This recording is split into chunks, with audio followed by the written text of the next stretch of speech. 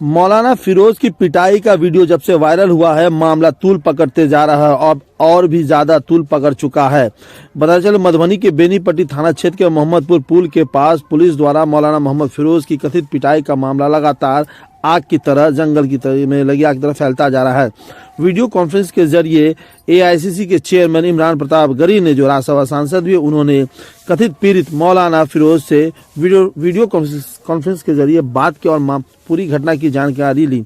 वहीं विपक्ष जहां डीएसपी के सस्पेंशन से लेकर के बर्खास्तगी की मांग कर रहा है, तो वहीं कुछ लोग उनके डिमोशन की बात कर रहा है। सुनिए इमरान प्रताप गरी ने वीडियो कॉन्फ्रेंस के जरिए मौलाना फिरोज से क्या बात की और मौलाना फिरोज ने क्या कुछ कहा।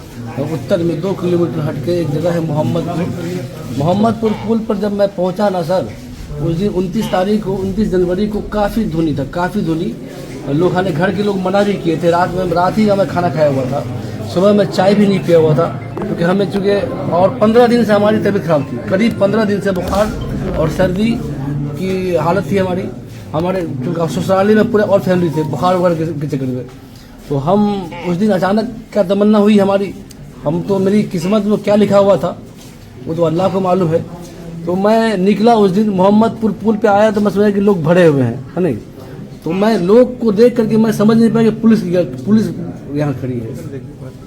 तो जब आगे आवाज़ सुना, जब आगे मैं गाड़ी 25-30 की स्पीड में गाड़ी चल रही थी, तो मैं आवाज़ सुना तो गाड़ी आगे बढ़ के रोका। जैसे आगे बढ़ के रोका तो हम आए, गाड़ी पर एक लाठी लगी कि साले भोसड़ी वाले तुमको कहा रोकने के लिए यहाँ पर, तो आगे बढ़ा दिया। तो मैं कहा सर क्यों मार रहे हैं हमारी गाड़ी पर, क्यों मार रहे हैं हमारी गाड़ी पर, ऐसा क्यों कहा। तो मेरे गाल पर वो तमाचा मारा इमरान भाई, मैं आपको अपना भैया मानता हूँ, ठीक है, बहुत कस के मारा। और जब उस रोड पर एक आलिम जो 20 साल से मस्जिद में रहता हो और 20 साल से हमारे कितने शागिर्द हैं मुझे पता नहीं है, कई मौलाना मेरे शागिर्द हैं, कई डॉक्टर मेरे शागिर्द हैं, मुझे वो मारा कसम अल्लाह, मुझे वो दिन अभी भूल नहीं पाएंगे हम।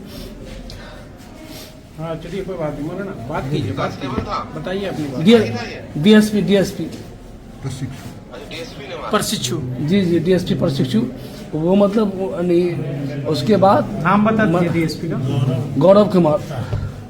उसके बाद मुझे मतलब ये लोग मार पीट करके ये लोग अपने गाड़ी में, जो पुलिस की गाड़ी उसमें डाल दिया।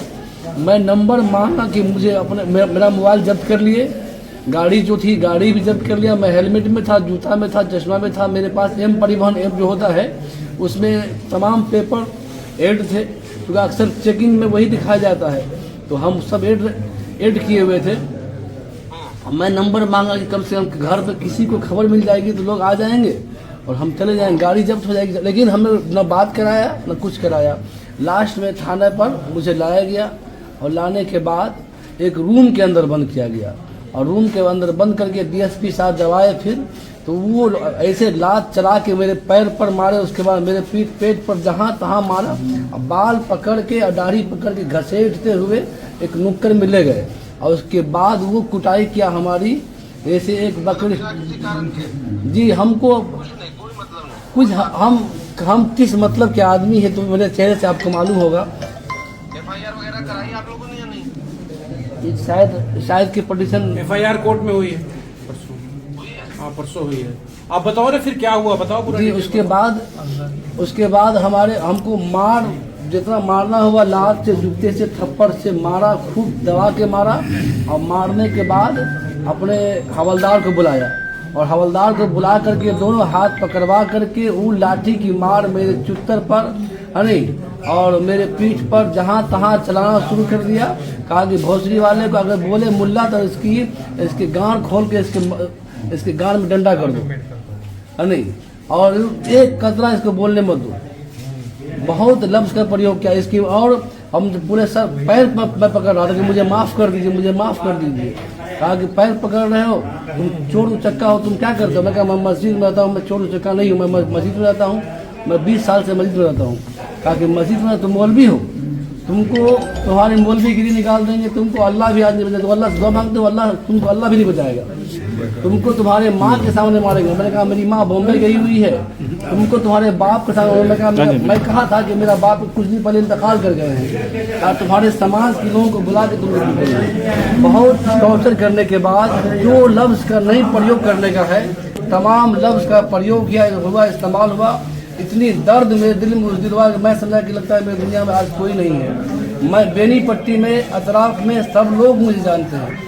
जिन लोगों ने मुझे सुना, सबके आंख से आंसू अभी भी जारी है, क्योंकि मेरे जैसा आदमी चांद भाई को जान पता है कि मैं ऐसा आदमी हूँ। और उसके बाद एक कतरा, मैं रात का खाया हुआ आदमी, एक कतरा पानी भी नहीं दिया गया, न मेरे घर वाले को कहा गया।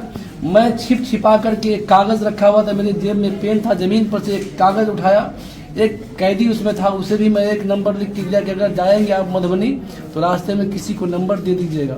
और उसके बाद साथ में एक नंबर में अपने पर्ची पर किसी अनजान व्यक्ति को, मैं उसको अभी तक जानता नहीं हूँ, उसको मैं पानी लेने आया, कई लोग आए तो कोई मेरे पास आए नहीं, और एक आदमी मेरे करीब आया, पानी भी दिया और उसके बाद उस पर नंबर लिख के दिया, कहा कि इस पर मेरे घर पे खड़ी खबर कर दीजिए कि मैं थाना में बंद हूँ, मेरा नाम मोहम्मद फिरोज है। उसके बाद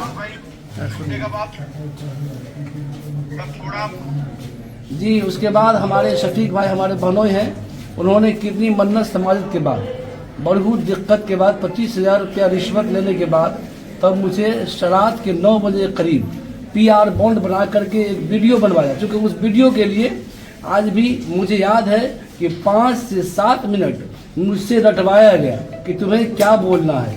DSP साहब बहुत गुस्से में है, बहुत गुस्से में है। मुझसे रटवाया गया और रटवा करके मुझे DSP साहब बुलाए ऑफिस में और कहा कि जो रट के आए हो वो बोलो, और वीडियो बनाया गया। और मेरी ही राइटिंग पर, चूँकि हम तो डरे हुए थे, हमको डर इतना सताया हुआ था कि हमको अगर मुर्गा बनने के लिए होता, अगर मुर्गा बन जाते। और उसके बाद एक मजमून हमसे लिखवाया कि मैं मोहम्मद फिरोज पिता PR बॉन्ड में लिखवाया गया। हमको, मेरा दिमागी संतुलन उस दिन बिल्कुल खराब था। और लोग पुलिस वाले आते, सब कहते इस मौलवी से पूछो तो पुलिस का मतलब क्या होता है। हम तो कुछ बोलते, बोलो ग्रैंडफादर। पुलिस का मतलब क्या होता है, बोलो ग्रैंडफादर। पुलिस का मतलब क्या होता है, बोलो ग्रैंडफादर। जब तक मैं रहा अंदर में, सारे लोग आते रहे, पुलिस वाले सब, और नहीं बोलने पर मेरे गाल पर थप्पड़ लगाते रहे। और जी भाई